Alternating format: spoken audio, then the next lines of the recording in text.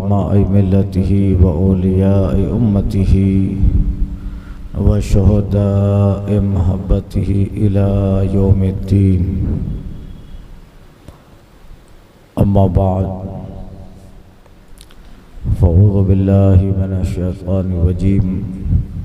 بسم الله الرحمن الرحيم. يا أيها الذين آمنوا اتقوا الله حق تقاته ولا تموتن إلا وأنتم مسلمون. صدق الله ورسوله النبي الأمين المختار الكريم. ونحن على ذلك لمن الشاهدين والشاكرين والحمد لله رب العالمين.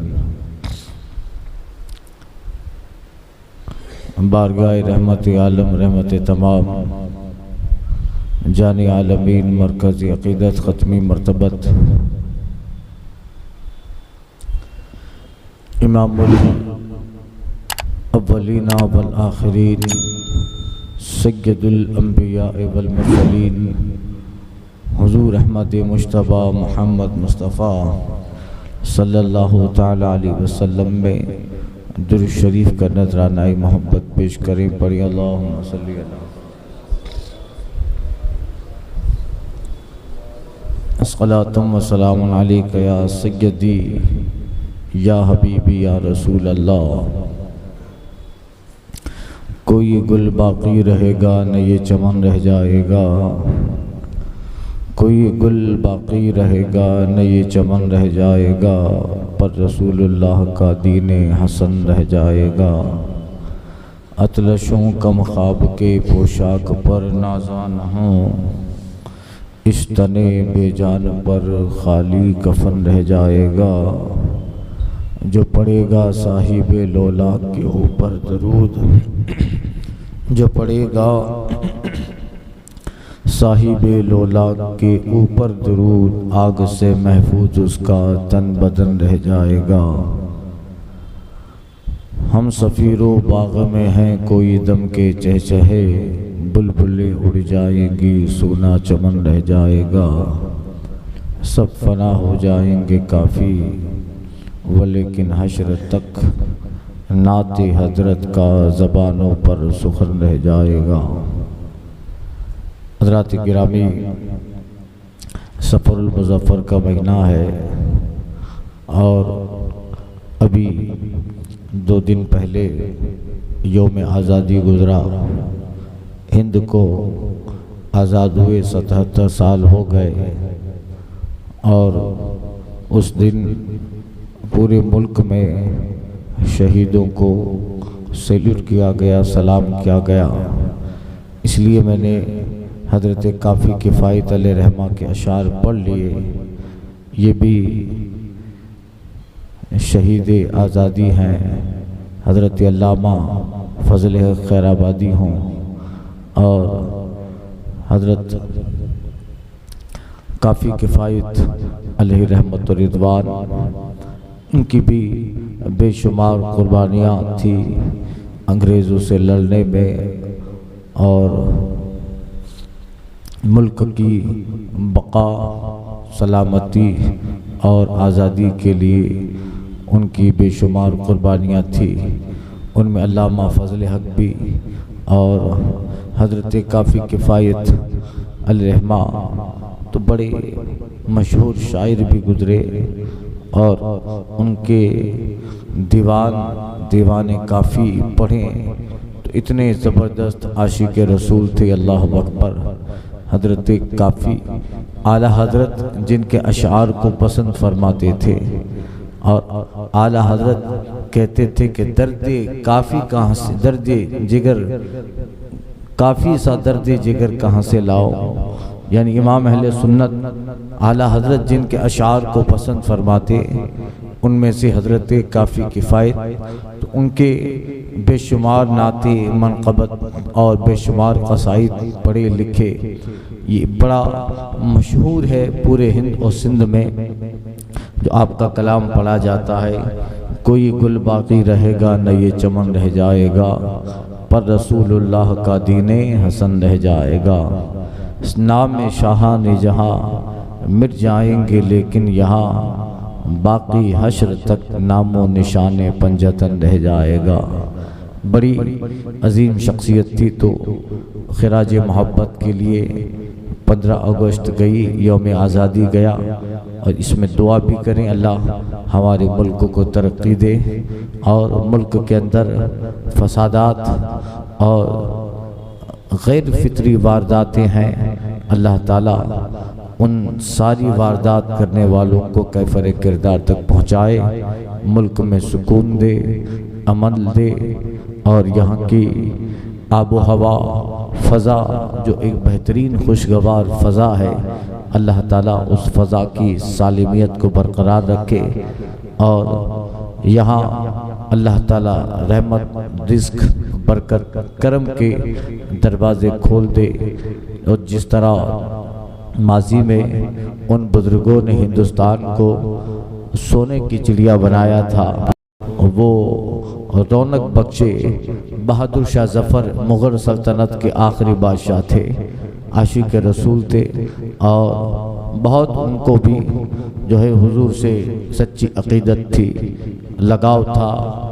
بہادر شاہ ظفر مغل سلطنت کے آخری بادشاہ تھے، جبکہ حضرت محی الدین اورنگزیب عالمگیر رحمۃ اللہ تعالیٰ علیہ اتنے زبردست اللہ کے ولی ہیں، اور ایک ذاتی طور پہ حضرت سرکار محی الدین اورنگزیب عالمگیر جو ہیں، اللہ اکبر، روزانہ حضور پہ 500 مرتبہ یا 1000 مرتبہ درود پڑھنے والے، اللہ اکبر، اور ایک نماز تہجد جس کی کبھی نہ چھوٹے، تہجد کے پابند اورنگزیب عالمگیر، روزانہ حضور پہ 1000 درود پڑھنے والے اورنگزیب عالمگیر، حافظ قرآن اورنگزیب عالمگیر، ٹوپیاں سی کر قرآن مجید کی کتابت کر کے اپنا گزاران چلاتے تھے۔ ہند کے سلطنت کے بادشاہ ہے، مگر ان کا ذاتی خرچہ یہ تھا، اور دہلی کے جامع مسجد کا مؤذن کہتا ہے، میں نے جب بھی دروازہ کھولا ہے فجر میں، سب سے پہلے مسجد میں جس کو پایا ہے محی الدین اورنگزیب عالمگیر ہوتا تھا۔ اللہ اکبر۔ یہ دیکھیے اس زمانے کا ہندوستان جس کا ایک سرا چین تک، دوسرا ایران تک، اور تیسرے پہ سمندر شروع ہوتا، اتنے زبردست ملک کا حاکم وقت آئے، مگر حضور کے دین نے، مصطفیٰ جان رحمت کی شریعت نے کس قدر انہیں اندر سے خاکسار بنایا ہے، عاجز بنایا ہے، کہ ان سب کے باوجود حضرت اورنگزیب عالمگیر کے جو استاد تھے حضرت ملا احمد جیون رحمت اللہ تعالیٰ علیہ، اور بہت بڑے فقیہ بھی تھے، بہت بڑے اصولی تھے، اور اصول فقہ میں انہوں نے کتابیں بھی لکھی، آج بھی ان کے کتاب نور الانوار اور بے شمار کتابیں ہیں، ان کی کچھ کتابیں تو سیلیبس کورس میں عالم کی ہے۔ یہ حضرت اورنگزیب عالمگیر کے استاد، وہ بڑی زبردست پائے کے بزرگ گزرے ہیں، اور علماء میں ایک ان کا اپنا امتیازی مقام، ایک اپنی امتیازی ان کی شان تھی، اور انہی کے پاس پڑھے، انہی کے پاس رہیں، فقہ سیکھا، اور ایک زبردست کارنامہ ہندوستان کے لیے انہوں نے چھوڑا۔ ایک کے حضرت ملا احمد جیون کے شاگردوں میں محی الدین اورنگزیب جیسی ذات ہے، اور ان کا کارنامہ یہ ہے کہ 500 علماء کو بٹھا کر انہوں نے فقہ حنفیہ کی ایک عظیم کتاب فتاوی عالمگیری امت کو، حنفیہ کو عطا فرمائی۔ فتاوی عالمگیر بڑی فقہ حنفی میں ہماری جامع کتاب ہے، فقہ حنفیہ میں فتاوی عالمگیر، جس کو فتاوی ہندیہ کہتے ہیں۔ یہ اور جو ہے بادشاہوں کا، اب اللہ نے اس قدر دولت، اس قدر انبار دیا ہے، ملک کے حاکم ہے، مگر ان کے خود کا حال دیکھیے۔ اتقوا اللہ کی ایک بہترین تفسیر آپ کو نظر آئے گی۔ اللہ کا ڈر کیا ہوتا ہے، بندہ اللہ سے کیسے ڈرے۔ ہم لوگوں کا حال یہ ہے کہ خوشی میں بندہ آپے سے باہر ہو جاتا ہے۔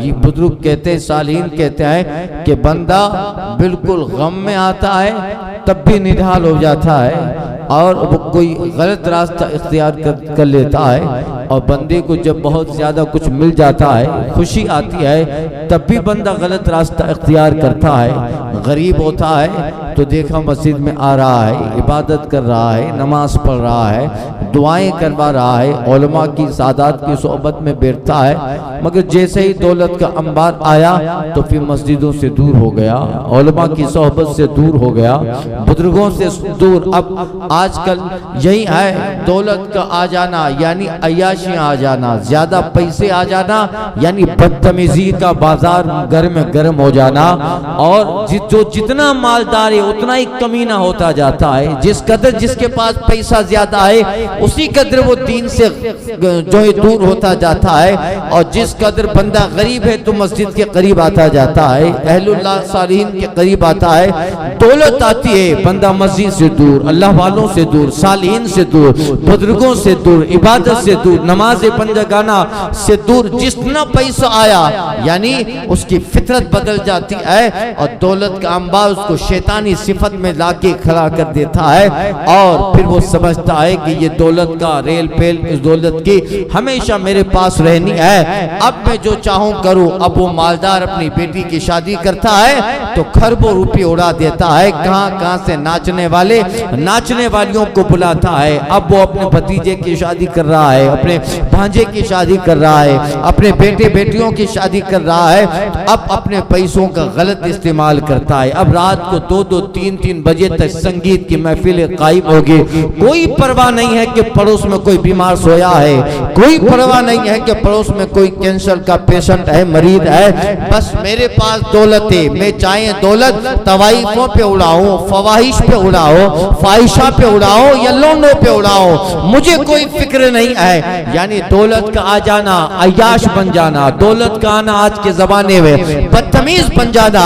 یہی دولت قرآن میں اللہ نے سورہ بقرہ میں فرمایا، یہی دولت تمہیں جنت بھی دے سکتی تھی، جیسے عثمان غنی کو دے رہی ہے، ابو عبیدہ بن جراح کو دے رہی ہے، عبد الرحمن بن عوف کو دے رہی ہے۔ یہی دولت تمہیں جنت دے گی، اور یہ دولت تمہیں جنت جہنم کا ایندھن بھی بنائے گی۔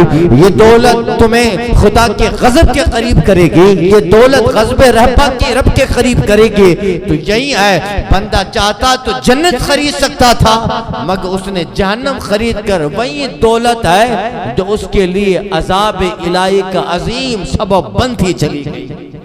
اس لیے جو ہے بندے کے پاس جب بہت زیادہ یہ ساری چیزیں توفیق الہی شامل ہوتی ہے، اور بندے کے پاس جب اللہ تعالیٰ توفیق دیتا ہے تو پھر اس کے پاس اس کی بہت سارے حدیث شریف میں آیا ہے کہ آقا کی حدیث کا مفہوم ہے، بہت سارے لوگ امت میں ایسے ہوں گے جو اپنے مال کے سبب سے جنت میں جائیں گے، اپنے مال کے سبب سے یعنی اپنی دولت کے سبب سے جنت میں جائیں گے۔ کوئی عبادت سے جا رہا ہے، کوئی بندگی سے جا رہا ہے، کوئی نماز تہجد پڑھ کے جا رہا ہے اور قرب خدا بندی لے کے جا رہا ہے، مگر امت کا ایک طبقہ ایسا ہوگا جس کو دولت کی وجہ سے جنت ملے گی۔ کیا مطلب؟ یعنی انہوں نے صدقات کیے تھے، انہوں نے خیرات کیے تھے، اسی دولت کا غلط استعمال نہ کیا، بہترین استعمال کیا تھا، اللہ کی راہ میں حقدار کو حق پہنچایا تھا، غریبوں کو ان کا حق دیا تھا، یتیم و مسکینوں کو ان کا حق دیا تھا، جہاں ضرورت ہوتی تھی وہ اپنے خزانے کھول دیا کرتے تھے، دروازہ کھول دیتے تھے، جہاں جس کی ضرورت پڑی اس کی دولت سے اللہ کا بندہ راضی ہو گیا، اس کی دولت سے فقیر اچھا راضی ہو گیا، اس کی دولت سے اس کے دسترخوان پہ علماء نے کھانا کھایا، سادات نے کھانا کھایا، اہل بیت نے کھانا کھایا۔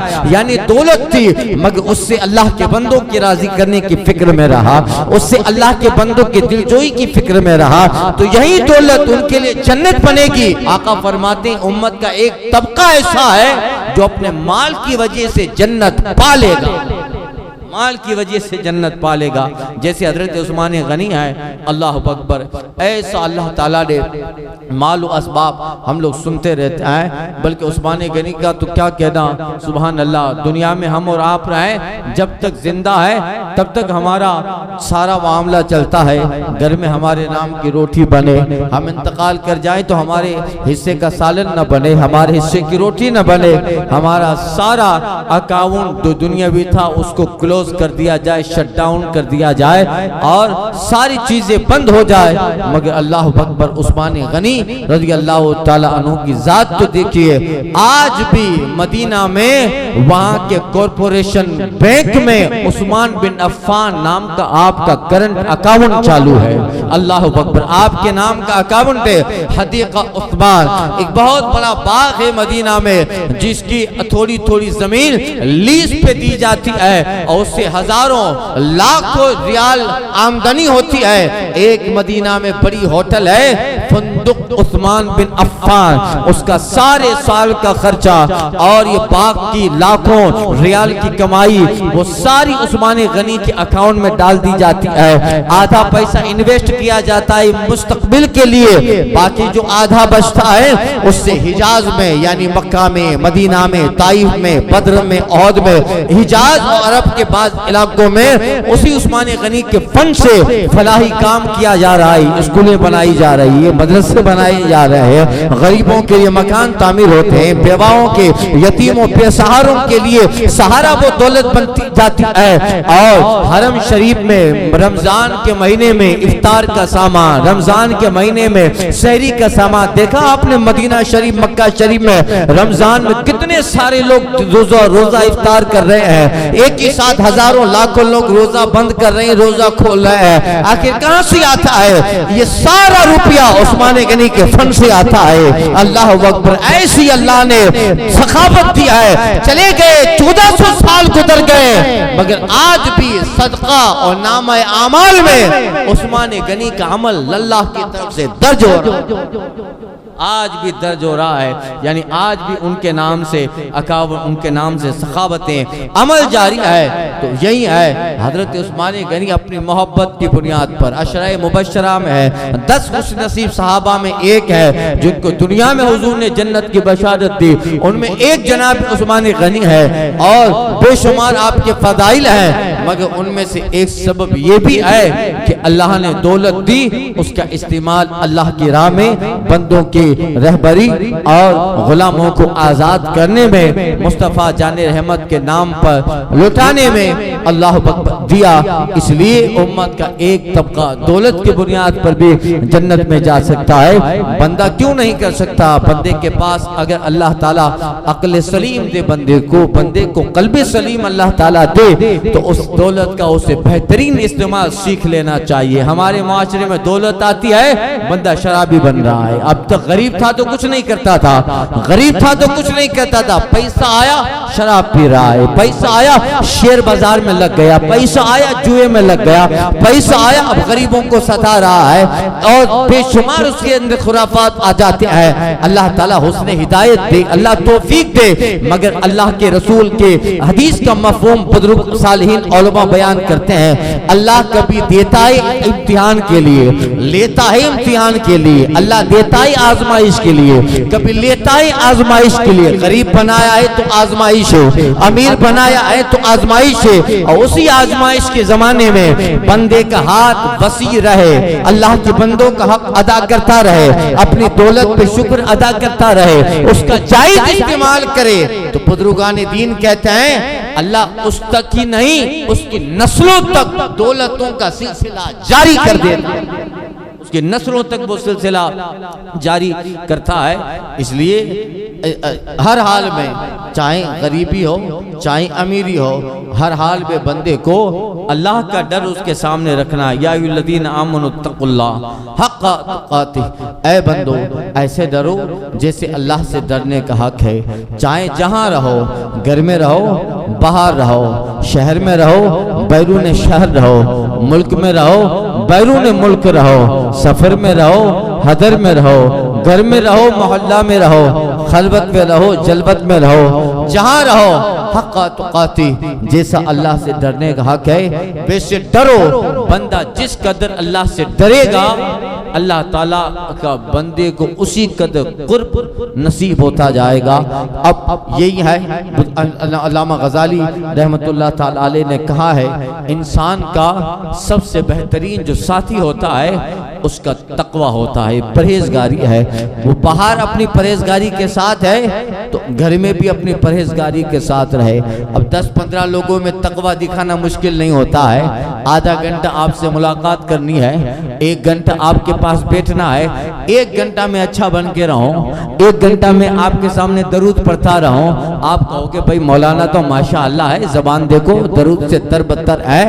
آپ کہو کہ فلاں صاحب کتنے ہیں، 1 گھنٹہ بیٹھے مگر قرآن کی باتیں، حدیث کی بات ہونی چاہیے یہ بھی۔ مگر امام غزالی کہتے ہیں کہ ہمارا تقوی ہمارا ساتھی ہے، تو اس کا ساتھ ایسا رہے کہ ہم جب باہر رہیں تب بھی ہمارا ساتھی بنا رہے، ہم جلوت میں رہیں تب بھی تقوی ہمارا ساتھی رہے، اور جب خلوت میں رہیں تب بھی ہمارا ساتھی رہے۔ ورنہ امام غزالی نے لکھا ہے انسان کی تنہائی انسان کا سب سے بڑا دشمن ہے۔ تنہائی، باہر تو آدھا لوگ ہیں، دوست ہیں، آدمی تہذیب کے ساتھ رہتا ہے، اخلاق کے ساتھ رہتا ہے، اچھا ہے اپنے آپ کو باہر تھوڑی دیر کے لیے مینٹین کر لینا، تھوڑی دیر کے لیے اچھا بنانا ہو سکتا ہے۔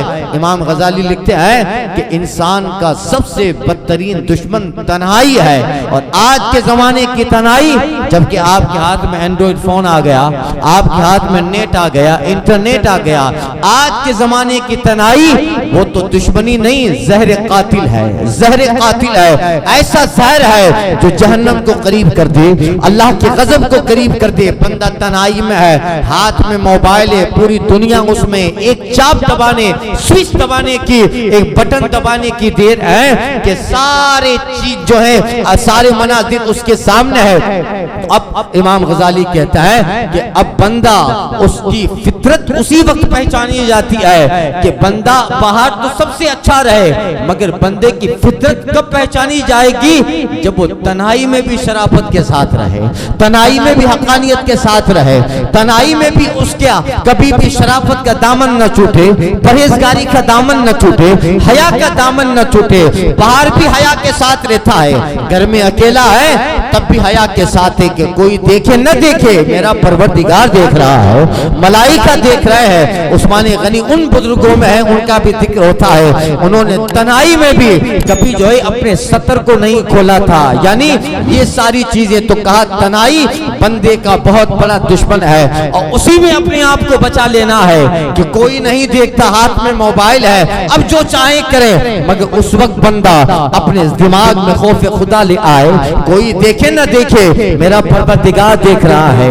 اللہ نے یہ مکان، یہ زمین کو CCTV کیمرہ کی طرح بنا دیا، اور ہر وقت فرشتے مجھ پہ نگہبان ہے، جو لکھتے ہیں مجھے دیکھ رہے ہیں۔ دنیا کا انسان نہ دیکھے، کرامن جو ہیں کرامن کاتبین دیکھ رہے ہیں۔ زمین کی یہ دیواریں جہاں آدمی بیٹھتا ہے وہ جگہ بھی CCTV کیمرہ ہے۔ قیامت میں اس سب کا ذکر ہوگا۔ اللہ فرماتے ہیں اخرجت الارض اثقالها، ہم نے زمین کو CCTV کیمرہ بنا دیا ہے، تمہارے آگے پیچھے دائیں بائیں لکھنے والے فرشتے لگا دیا ہے، اور قیامت میں سب آئیں گے اور زمین تمہارے خزانے اگل دے گی۔ بتاؤ تم نے اس کی پیٹھ پر کیا کیا تھا، اس پہ بیٹھ کے کون سا گناہ کیا تھا، اس کے پیٹھ پہ بیٹھ کے تم نے کون سے گناہ کے ارتکاب کیے تھے۔ زمین اپنا خزانہ کھولے گی، کرامن کاتبین اپنا نام اعمال کھولیں گے، ایک ایک چیز درج ہے۔ وہ رسوائی ایسی ہوگی جس رسوائی دنیا میں ایسی رسوائی کبھی کسی پہ نہ آئی جو بندے پہ حشر کے دن رسوائی آئے گی، ایسا رسوائی کا دن ہوگا۔ قرآن کہتا ہے کہ بچے والی اپنا بچہ وقت سے پہلے گرا ڈالے، یوم یجعل الولدان شیبا، ایسی بے شمار رسوائی کا دن ہے میدان حشر کہ اللہ اکبر، اس میدان حشر کی رسوائی، اس کا خوف، اس کا غم اگر کسی بچی پہ ڈال دیا جائے، فوری طور پہ بچہ بڑا ہو جائے، اس رسوائی سے بچنا ہے۔ اس کے لیے بہتر ہے کہ دنیا میں شرافت کے ساتھ رہیں، تقوی کے ساتھ رہیں، پرہیزگاری کے ساتھ رہیں، خلوت میں رہیں تو متقی، جلوت میں رہیں تو متقی، انجمن یارا میں رہیں تو بھی تقوی کے ساتھ، گھر میں رہیں تب بھی تقوی کے ساتھ۔ جس نے تنہائی کو سدھار لیا، اللہ تعالیٰ نے اس کے ساتھ بہترین معاملہ کر لیا۔ جس نے تنہائی کو سدھار لیا، اپنی خلوت کو سدھار لیا۔